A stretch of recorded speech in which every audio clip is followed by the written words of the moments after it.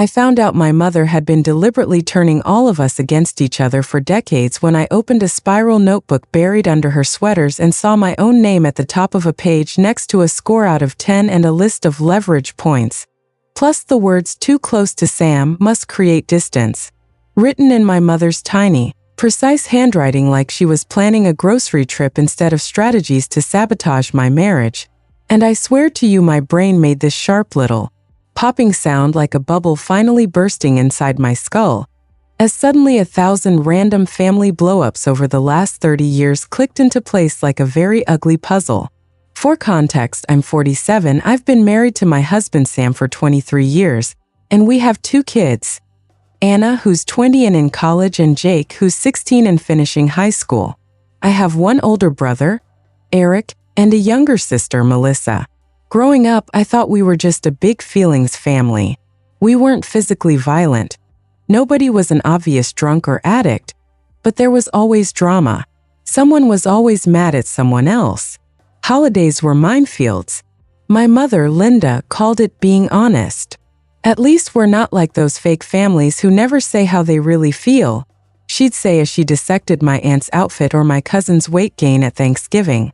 She saw herself as the truth teller, the one who kept everyone together, by staying in the middle of every conversation.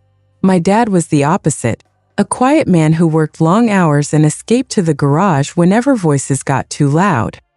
He died of a heart attack 5 years ago, and since then my mother's need to be the center of everything has turned up to 11.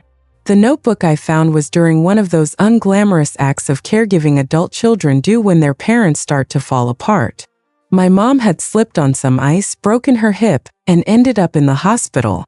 She was going to rehab afterward, and my sister and I were cleaning up her house, making sure there weren't piles of junk she could trip over. My sister took the kitchen and living room. I took the bedroom and closet. My mother is not a hoarder exactly, but she is a keeper of things. Old birthday cards, receipts, church bulletins, notes. I found the notebook wedged behind a stack of sweaters, in a plastic bag like something precious. It was just a regular lined spiral, cover worn soft. I flipped it open, expecting recipes or maybe a diet plan. The first page I landed on had my brother's name across the top, Eric. Underneath, in neat columns, were categories: calls, visits, gifts, respect, loyalty. Next to each, a number out of 10. Under that, bullet points. Positives: calls me when he has work stress, listens to my advice, doesn't question my decisions with finances. Negatives: lets Karen talk back to me, didn't defend me when Rachel didn't invite me to baby shower, listens too much to L. Needs reminder of everything I did for him when kids were small. My stomach did a slow flip. Okay, I thought that's weird, but maybe she's doing some kind of therapy exercise. Then I turned the page and saw my own name. Lisa. Category scores: calls, 7 visits, 8, gifts, 6, respect, 5, loyalty, 4. And underneath, in my mother's handwriting, too sensitive, always taking Sam's side, thinks I'm negative, uses kids as excuse not to come over more, still resentful about high school, must remind her of her mistakes, gets along too well with Karen, risk of forming alliance. Strategy 1. Make more comments about how Sam doesn't appreciate her. Plant seeds of doubt. 2. Mention how Karen said rude things about her, true or embellished if necessary. 3. Praise Anna/Jake more when she isn't around so they know who really supports them. I sat down on the edge of her bed because my knees actually went weak, which I thought was just a figure of speech until that moment. I kept reading. There were pages for Melissa, my younger sister, for Karen, my sister-in-law, for Sam, for my teenage kids, even for my dad, with notes about how to handle him when he started moping. Some entries were years old, based on dates scribbled in the corner. Others were from last Christmas. One page was titled Christmas Plan 2019 and listed out conversations like moves in a chess game. Ask Eric first to host, he will say no. Then I ask Lisa so she feels chosen. Later tell Melissa L refused originally so she owes me. Seat Sam next to Dad. Mention how much he works, See if I can get him to admit he's tired of L. There were scripts for phone calls. If L brings up therapy, laugh and say she's overreacting, mention how hard my childhood was, make her feel guilty. There were notes about gifts. Give nicer present to Anna than to Jake this year, see if L notices. She needs to understand how favoritism feels. Maybe she will respect my feelings more. I flipped to the middle and found a section actually labeled Leverage. Under my name. 1. Her guilt about Dad, she wasn't there enough at the end, can remind her of that. 2. Her fear of becoming like me. Use that to make her prove she's different by calling more. 3. Her childhood friend she fell out with, always a sore spot. Under Sam's name. 1. His fear of being like his father, cold. 2. His job insecurity. Hint that L doesn't appreciate how hard he works. Some part of me wanted to believe this was something else. A writing exercise. A character study. A therapist's assignment gone rogue. My mother's handwriting is fussy and old-fashioned. Seeing it wrapped around words like strategy and leverage next to my children's names felt obscene. Then I hit the page that removed any doubt this wasn't just fantasy. It was a printed screenshot taped into the notebook of a text conversation between me and my sister-in-law Karen from 4 years ago, right before we stopped talking for 2 entire years. In my phone, that fight had seemed to come out of nowhere. One day Karen sent me a long message about how she was hurt and tired of feeling judged by me, and how she was done trying. I had answered, "I'm honestly shocked by this. I thought we were okay. If I said something that hurt you, I wish you'd brought it up sooner." She wrote back that I'd called her lazy and a mooch to my mother's face. I had not. I'd actually defended her when my mom called her that. I assumed my mother had twisted something I said. Karen and I never really got back from that. In the screenshot taped into the notebook, the conversation was slightly different. The printed text showed a message from Lisa to Karen that I had never written. Maybe if you worked as hard on your marriage as you do on your Instagram, you wouldn't need my mother to bail you out all the time. Underneath, in my mother's handwriting with an arrow, sent from Elle's phone when she was in bathroom at my house, Karen needed a reality check. This will force them to address issues. My stomach dropped so hard I thought I might throw up. I remembered that afternoon. Karen and I had been at Mom's house, talking in the kitchen while my mother flitted around making coffee. I'd gone to the bathroom and left my phone on the table. When I came back, my mom was wiping the counter, humming. I picked up my phone without thinking. I had no idea that while I was peeing, my mother had picked up my phone, unlocked it, she knows my passcode. She needed it for emergencies, and fired off a grenade into my relationship with my sister-in-law. And that she'd been so proud of this, she'd printed it out and taped it into her evil little playbook. My hands were shaking. I snapped photos of every page with my own phone. I knew, even in that moment of shock, that if I confronted my mother without proof, she would call me crazy. She has a long history of telling me I misremember things, that I'm too dramatic. I needed a record, not just my memory. When my sister came in to ask if I wanted lunch, I slapped the notebook closed so fast it made a snapping sound. "You okay?" Melissa asked, eyeing my face. "You look like you saw a ghost." "I found something weird," I said, my voice doing that thin, high thing. "Weird how?" I hesitated. Part of me wanted to protect Melissa from it. Another part knew that if this notebook existed, we had already been living in weird for a long time. "Mom's been keeping notes," I said carefully. "Like on us. Like some kind of scorecard." Melissa rolled her eyes. "Of course she has a list somewhere," she said. "She always has a list. Remember her Christmas spreadsheet? I'm sure she has a file on who calls more. That's just her." "No," I said. "Not like that." I opened to a relatively mild page, one that had Melissa's name and some of the calls, visits, gifts, scoring, but not the more manipulative parts. "She's literally rating us." Melissa leaned over, read, and her face went pale. "Respect, 3 loyalty 2, she read out loud. "Needs reminder who was there when her freshman boyfriend broke up with her." She barked a humorless laugh.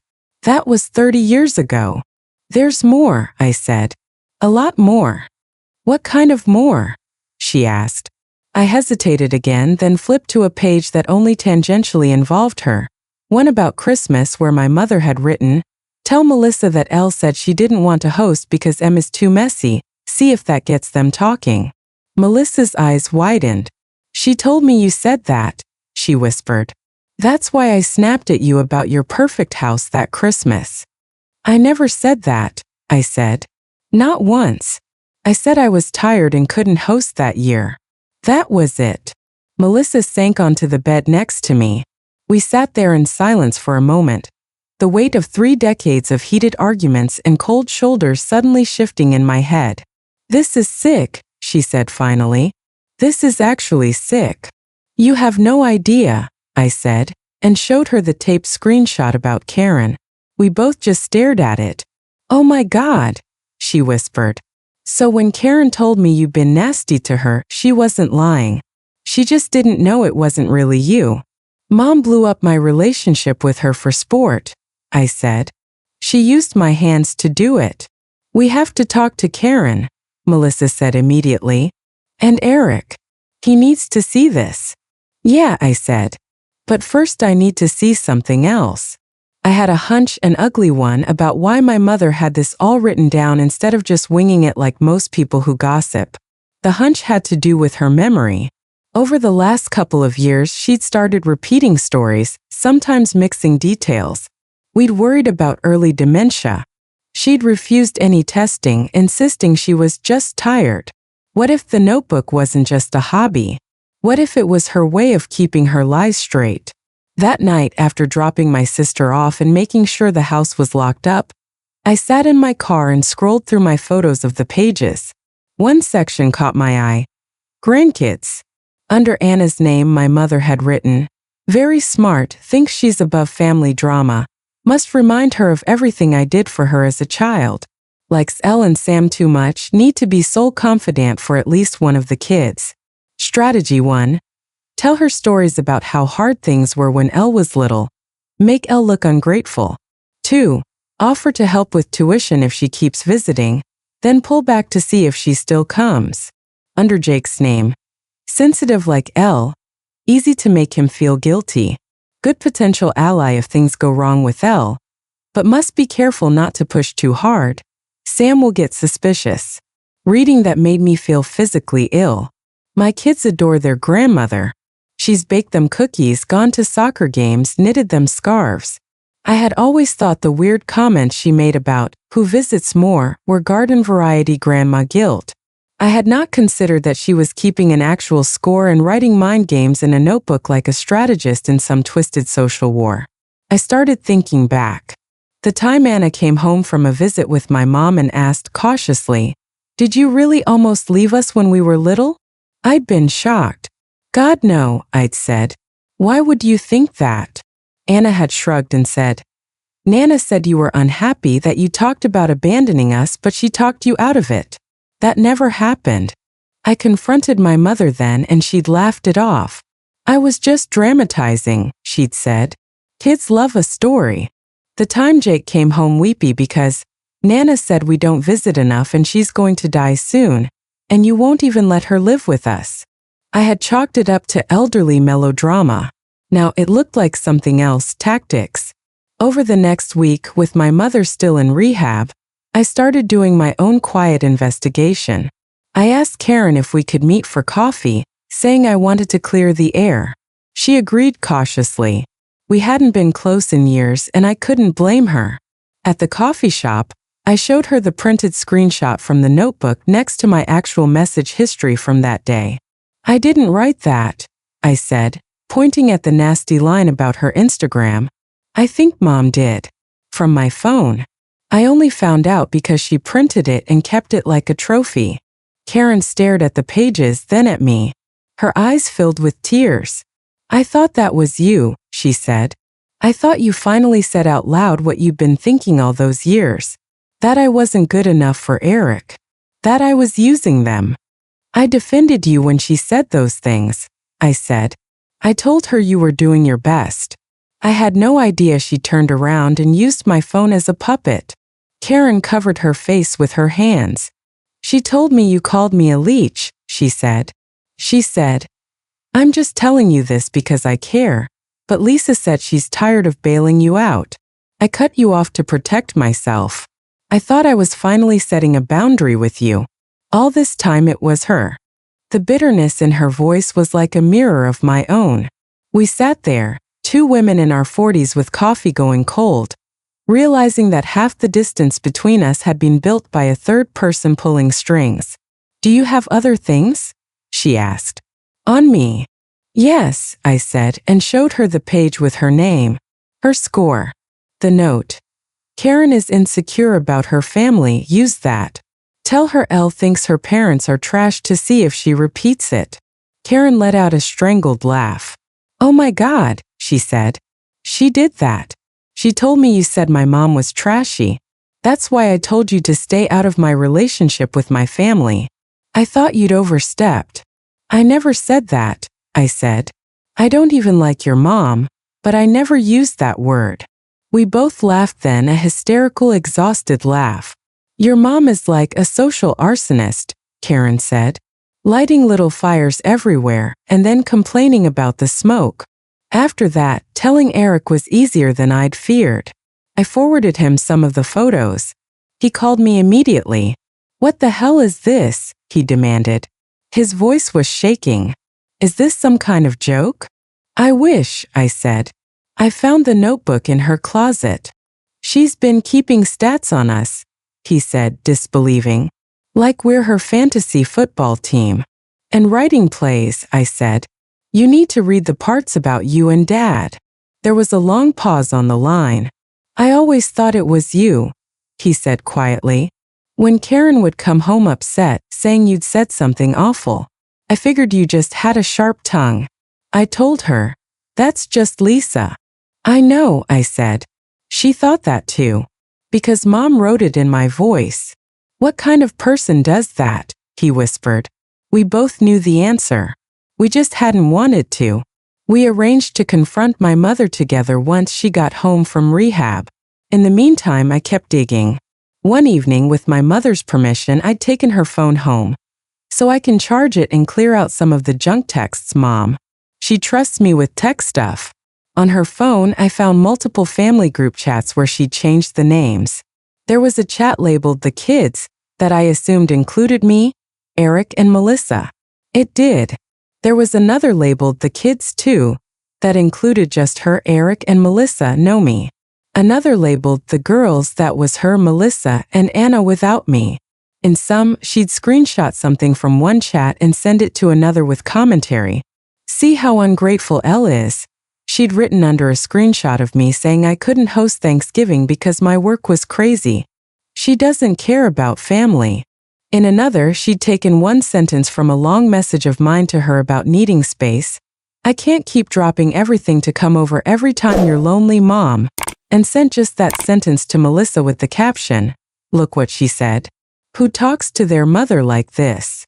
No wonder my siblings looked at me funny at the next holiday. They had half a sentence and my mother's wounded tone filling in the rest. In her notes app, I found drafts of texts in my voice. Sam, I'm so tired of you, I wish you'd leave. One began. Another. Kids, I'm done caring what you do, figure it out. None of them had been sent, thank God. But the fact that they existed made my skin crawl.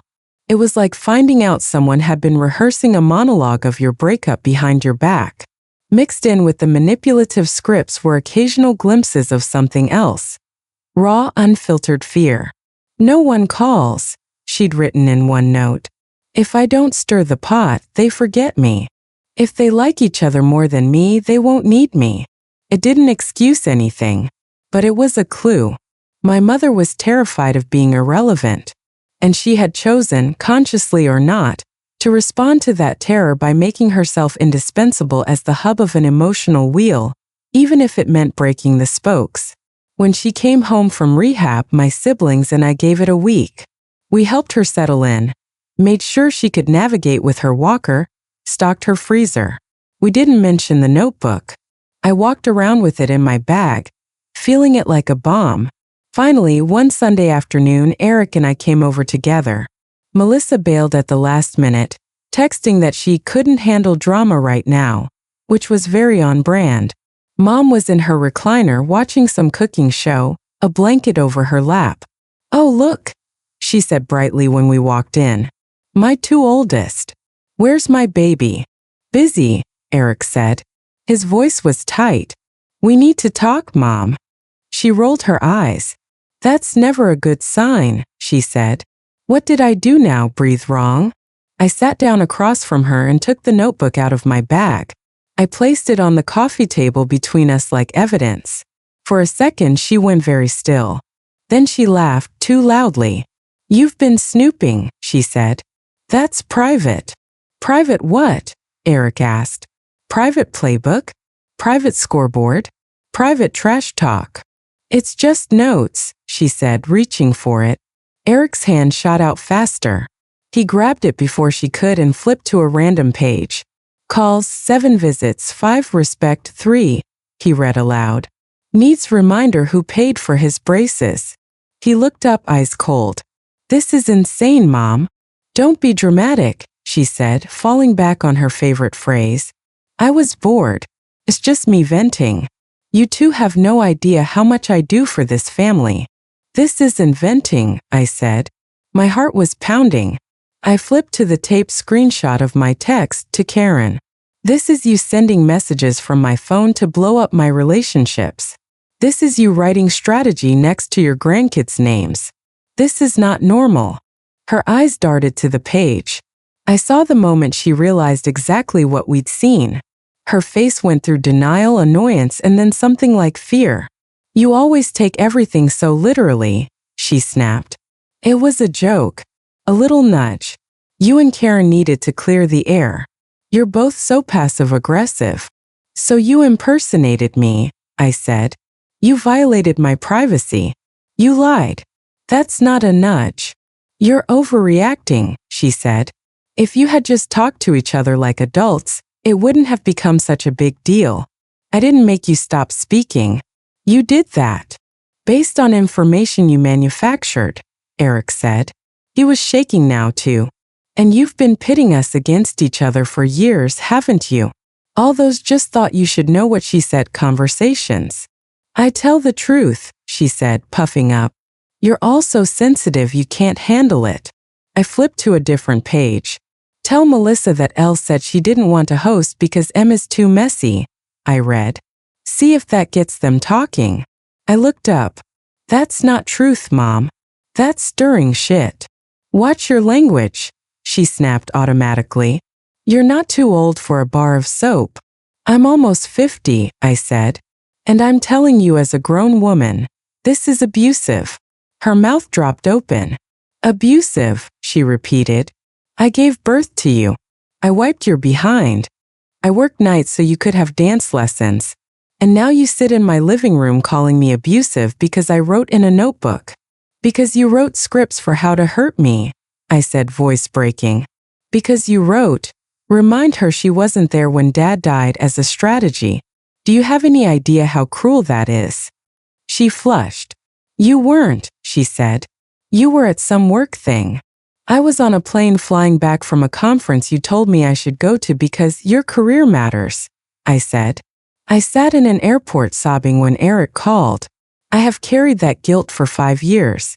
And you've been using it as a bullet point in your little manual." Her eyes glittered. "If you feel guilty, that's on you," she said. "Maybe if you had been around more, he would still be here." "Whoa," Eric said sharply. "That's enough." He looked at me. "You know Dad's doctor said the heart attack was a ticking time bomb. Stop listening to her on that." He turned back to her. "You don't get to weaponize his death." For a second, I saw something like panic in her eyes. Then it hardened into anger. "I knew this would happen," she said.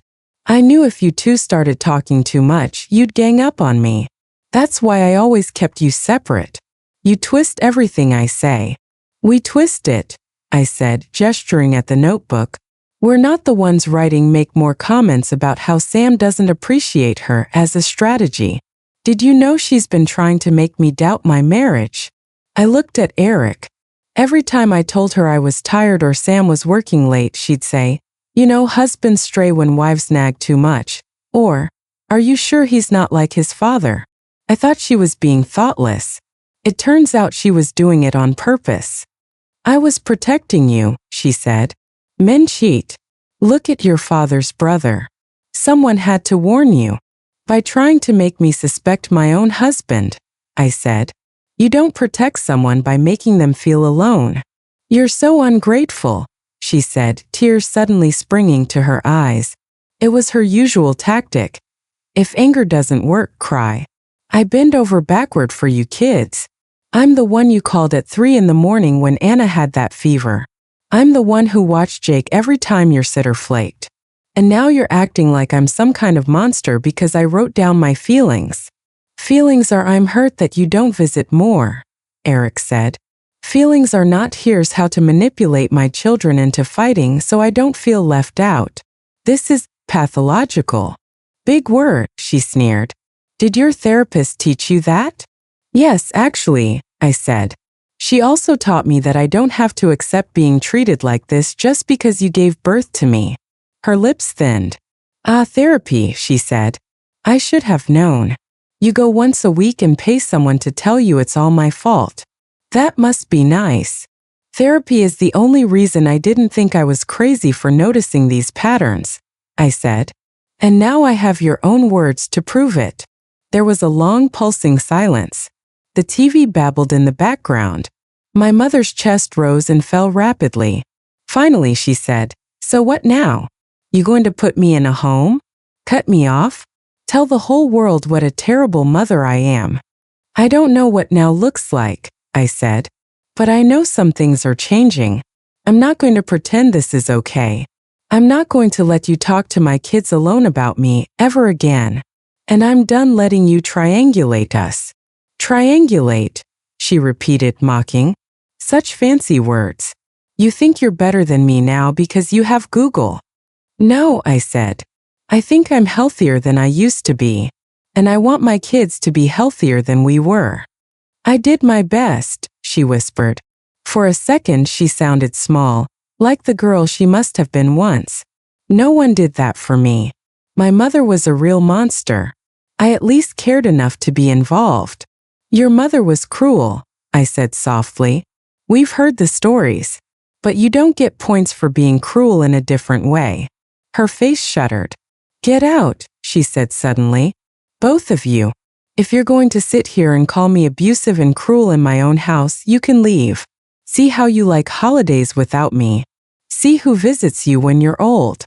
Mom, Eric said. We're trying to fix this. No, she said. You're trying to crucify me. Get out. We left. In the car, we sat in silence for a minute, both breathing hard like we'd run a race. She's never going to admit it, Eric said finally. Not in a way that satisfies you. I know, I said. I didn't expect a Hallmark apology. I just needed her to know that I know. So what now? He asked. Now, I said slowly, I set boundaries. For real this time. That was a year ago. Since then, things have been complicated. I went low contact for several months. No drop-in visits. No answering every guilt-laden call. No letting her manage group texts. If she wanted to see the kids, it was at our house with me or Sam present, and we made it clear that certain topics were off-limits. If you tell them stories about what a terrible daughter I am, the visit ends, I said. If you try to get them to keep secrets from me, the visit ends. One warning. That's it. She was furious. You're turning my grandchildren against me, she said. No, I said. I'm preventing you from turning them against anyone. My sister Melissa has gone the opposite route. She saw the notebook, believed it, cried about it, and then shoved it into a mental box labeled, too much. She still calls Mom every day. She still lets Mom complain about me. I just don't bring you up, she told me. It's easier. Eric is somewhere in between. He sees Mom less now, but he also can't quite break away. She's still Mom, he says. She's lonely. I get that. I feel a pang every time I drive past her house and don't stop. My kids have adjusted faster than I have. When I explained gently that Nana had sometimes told them things about me that weren't true and that from now on they should bring me in when she said something that made them uncomfortable, Anna nodded and said, "That makes a lot of sense, actually." Jake just shrugged and said, "So we don't talk about you with her." Got it. They're still figuring out their own relationships with her. I don't badmouth her to them. I just tell the truth when they ask questions. Why doesn't Aunt Melissa come over when you do? Because she and I have different ways of dealing with Nana. Why did you and Nana fight?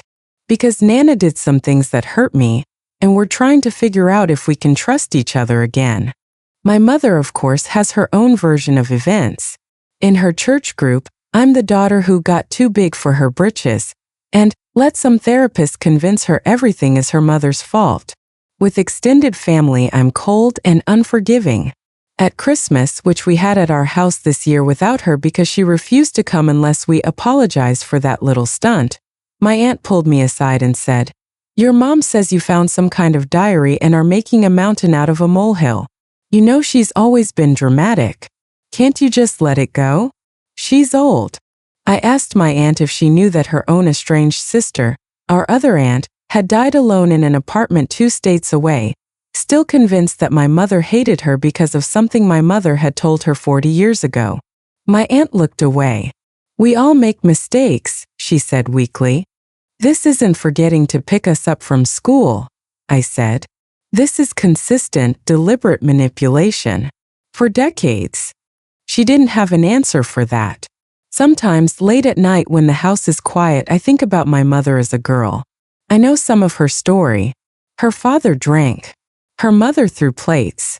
They played favorites with her and her sisters like it was a sport. I can see how a child in that house would learn that information is power, that being the one who knows everything means you're less likely to be the one thrown out. I can have compassion for that girl and still refuse to let the woman she became continue the cycle with my kids. I also think about all the years I spent blaming myself for things that were never really mine. For ruining Christmas, for making my brother's wife cry, for not being there when my dad died. I think about how my mother benefited from me carrying that guilt. How it kept me orbiting her, apologizing, over-explaining, trying to prove I wasn't the selfish, cold daughter she painted me to be. Finding that notebook was like finding the script to a play I'd been acting in my entire life without seeing the lines. Now I'm rewriting my part. I don't know what the future looks like with my mother. Maybe one day we'll find some kind of truce. Maybe we won't. She still sends me texts sometimes, alternating between "Saccharine, hope you're having a blessed day, love you more than life itself," and "Barb, it's a shame some people value grudges over family." I respond when I have the bandwidth. I keep my replies short. I don't give her fresh material. My biggest focus now is on my own little family, on making sure my kids are never afraid to tell me when I've hurt them, on apologizing when I screw up instead of doubling down, on not making myself the center of every story. I've told Anna and Jake that if they ever feel like I'm playing them against each other or against their dad, they have permission to call me out. "I won't love you less for it," I said. "I'll probably be embarrassed, but I'll listen." So that's my story, internet strangers. I'm the middle child who spent her whole life thinking her family was just naturally dramatic and messy, only to open a hidden notebook in her mother's closet and find out her mom had been literally scoring each of us on loyalty, writing strategies to pit us against each other, sending nasty texts from my phone to my sister-in-law, and treating her own grandchildren like pieces in a game to keep herself at the center of everything. I'm the woman who confronted her mother with her own words, got called ungrateful and abusive in return, and then had to decide between going back to normal or finally stepping out of the role her mother wrote for her, even if it meant being labeled the cold daughter who abandoned her aging mom. If you were in my shoes, if you discovered in your own parents' handwriting that they had spent decades deliberately sabotaging your relationships with your siblings, your spouse, and even your kids just to make sure no one got closer to each other than to them, would you do what I did and pull way back, set hard limits on contact, and keep them at arm's length from your family even if the rest of the relatives think you're cruel? Or would you try to forgive and forget for the sake of an easier peace, keep them in your life as they've always been, And hope that someone who treated the people you love like pawns will somehow stop doing it just because you finally saw the scorecard?